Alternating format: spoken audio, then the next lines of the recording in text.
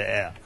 And my observation is that because we are a devolved government, we are all one citizens, devolved government, but we have also a different level of citizens, in the sense that we have the county citizens, like Mandera citizens. We have the Nyanza citizens. And so the level, the county government, because we are talking about government, in Mandera could be doing something completely different to uplift the livelihoods of the people of Mandera. And the same happens with Kisumu, happens with Mombasa. So the Wanjiku has different views and feelings about the two levels of government. I can speak for mine, and in terms of the different sectors that our colleagues have analyzed. For example, in education in my county, the Wanjiku is very, very happy because we have taken over the secondary school fees and everybody is going to secondary for free. Yeah? That is not true with Kisumu. It's not true with Mombasa. It's not true because you are few, Governor. Yes, so... Is it because of the numbers? Yeah. So, what number? So we are paying for almost 40,000 secondary school students. That's not true with every county.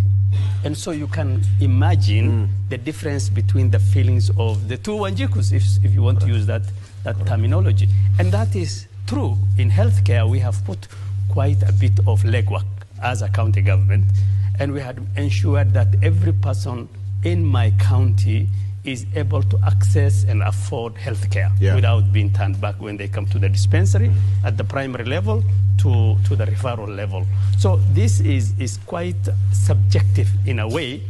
But when it comes to the national government, I agree to some extent that there's a lot of noise and a lot of chaos that really confuses what are the views and the feelings of Wanjiku.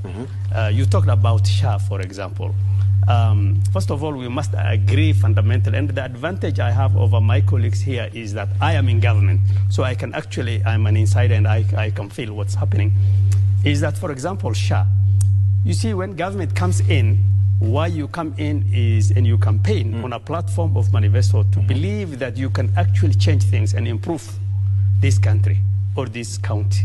And so, for you to really implement a manifesto that is drastically transformative, you must expect to shake the system. And part of shaking the system is to anger, the common mwananchi. It doesn't come easily because you are changing a status quo. You are changing, you are really making people uncomfortable in many ways, and moving things from what they are used to something completely different. So a lot of the worry and the fears and the discomfort you are seeing is as a result of that.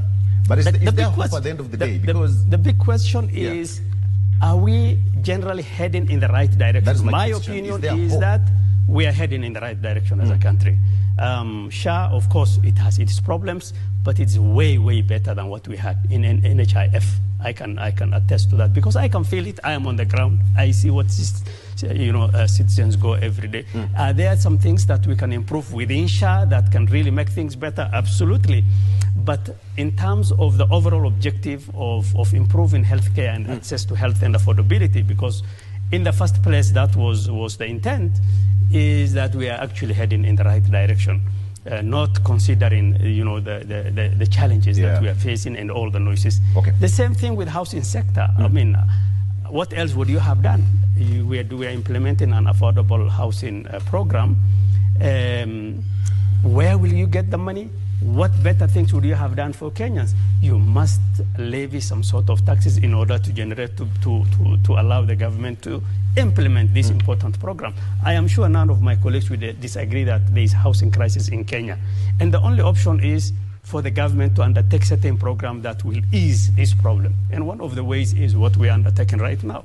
The same thing with transport infrastructure, water, and all these things. So by and large, I believe that given the short term that this government has been, both at national and county level, this country is heading in the right direction.